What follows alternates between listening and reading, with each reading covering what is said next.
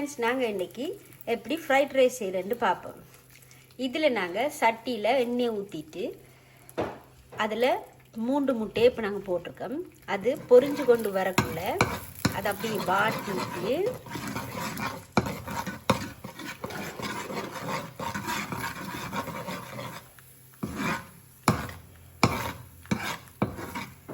அப்படி நல்லா வாட்டி முட்டை அப்படி பொரிச்சு எடுத்து போட்டு முட்டை பொரிஞ்சு கொண்டு வரக்குள்ள அதுக்குள்ள வெங்காயத்தை நாங்கள் போடுறோம்.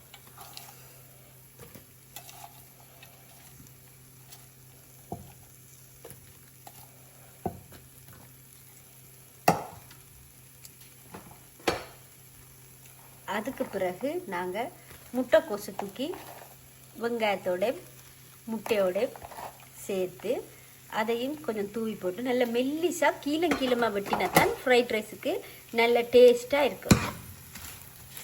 இதை நாங்கள் பிரட்டி போட்டு அடியில் அடி பிடிக்காமல் நல்லா பிரட்டி கொண்டு நின்றுட்டு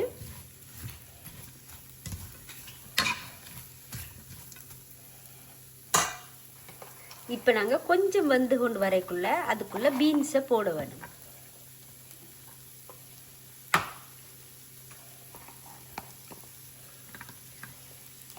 குடமிளகாய் கொஞ்சம் எடுத்து அதையும் இந்த வெங்காயம் பீன்ஸோடு சேர்த்து அதுக்குள்ளே போட்டுட்டு அதுக்கு பிறகு நாங்கள் கேரட்டை ஸ்க்ரப் பண்ணி வச்சுட்டு அந்த மெல்லிய கேரட்டை தூக்கி எங்களோட கன்சிஸ்டன்ஸோடு சேர்ப்போம்.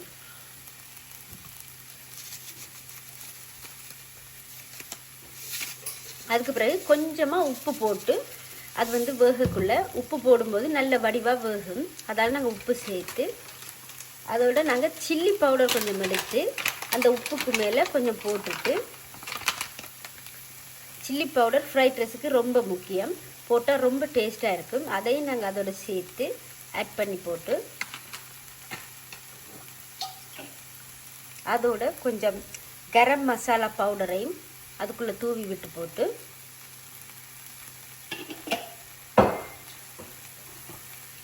எல்லாத்தையும் சேர்த்து நாங்கள் இப்போ பிரட்டி எடுப்போம். அடி பிடிக்காம அடிக்கடி நாங்கள் கிளறி விட வேணும்.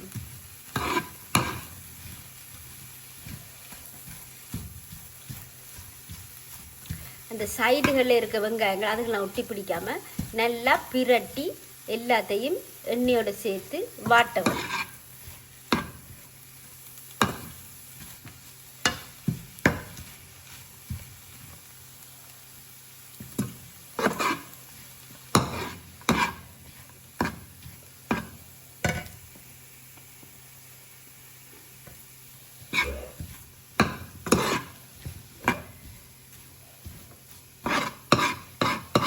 நல்லா இப்படி நாங்கள் வாட்டி கொண்டு வர வெங்காயம் கொஞ்சம் கலர் மாற தொடங்கும். அதோட இந்த மரக்கறியலும் நாங்கள் வேகிறத பார்க்கலாம். அப்படி வேகி கொண்டு வரைக்குள்ள நாங்கள் வாட்டி அடி பிடிக்காமல் அடிக்கடி கிளறி விட வேணும்.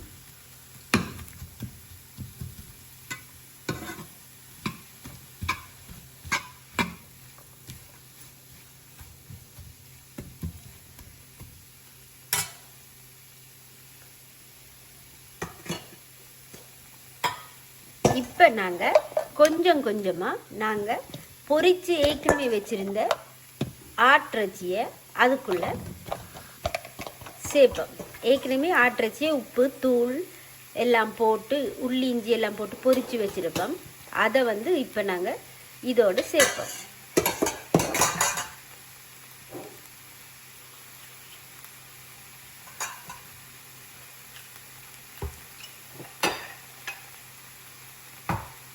இப்போ நாங்கள் இதுக்குள்ளே கொஞ்சம் மிளகு பவுடர் அதை கொஞ்சம் இதோட சேர்த்துக்கொள்வோம். மிளகு ஃப்ரைட் ரைஸோட டேஸ்ட்டை ஊட்டுறதுக்கு முக்கியமான ஒரு ஐட்டம். இப்போ நாங்கள் லீக்ஸை நாங்கள் கொஞ்சம் மரக்கறியெல்லாம் வேகினா பிறகு கொஞ்சம் கடைசியில் தான் சேர்க்க வேணும், ஏன்னா டக்குன்னு அவிஞ்சிடும். இப்போ நாங்கள் லீக்ஸை சேர்த்துருக்குறோம்.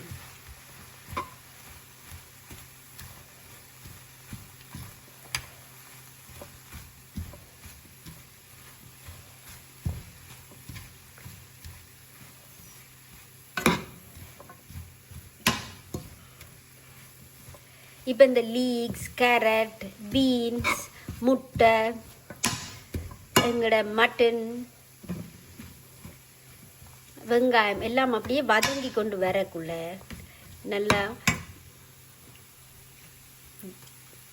நல்லா கொஞ்சம் வேகினோன்னு நாங்கள் இப்போ எல்லாம் நல்லா இதாண்டு பார்த்துட்டு ஒரு அளவுக்கு எல்லாம் வேகி கொண்டு வரும்போது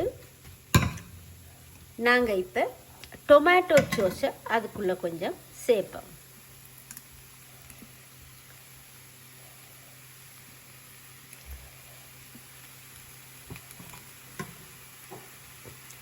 அதோட கொஞ்சம் சோயா சோஸையும் அதுக்குள்ளே அப்படியே தூவி விட வேணும். சோயா சோஸும் எங்களோட ஃப்ரைட் ரைஸோட ருசியை கூட்டுறதுக்கு ஒரு முக்கியமான காரணம்.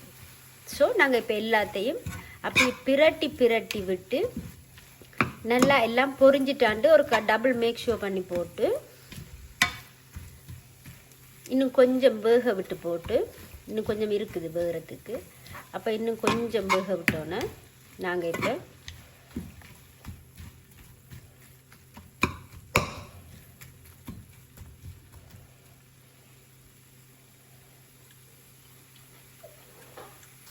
இப்போ எல்லாமே வடிவாக வேகி கொண்டு வந்துட்டுது. ஃப்ரைட் ரைஸுக்கு நாங்கள் ஆக நல்லா பொரிக்கவும் கூடாது. ஒரு அளவுக்கு ஒரு 70% 80% பொரிஞ்சு கொண்டு வரைக்குள்ளே எல்லாம் சேர்ந்து நாங்கள் ரைஸை ஏற்கனவே நாங்கள் இதை ரைஸ் குக்கர் போடுறதை விட நாங்கள் அடுப்பில் ஏற்கனவே அந்த ரைஸை நாங்கள் போட்டு தண்ணியில் உள்ள மாதிரி வச்சு கொதிக்க வச்ச ரைஸண்டா ஃப்ரைட் ரைஸுக்கு தனித்தனியாக உதிர்ந்து அதோட டேஸ்ட்டை இன்னும் கூட்டும்.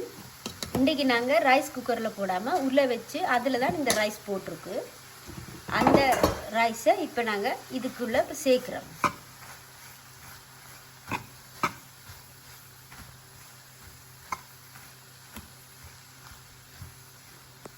சோறை போட்டுட்டு நாங்கள் அப்படியே நல்லா பிரட்டி எல்லாத்தையும் சேர்த்து எல்லாத்தையும் உண்டா கலக்க வேணும்.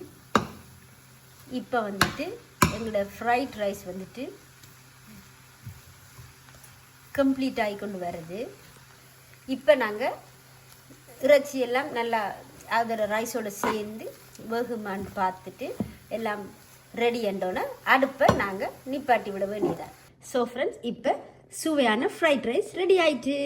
இதில் நாங்கள் ஒரு கொஞ்சம் மாசி சம்பளையும் நடுவில் போட்டுட்டு அதோட நாங்கள் சிக்கனும் மட்டனும் ஃப்ரை பண்ணி அதையும் இதோட சேர்த்து சாப்பிட்டா ரொம்ப ருசியாக இருக்கும். So I hope you enjoyed this video. See you in next video. Take care.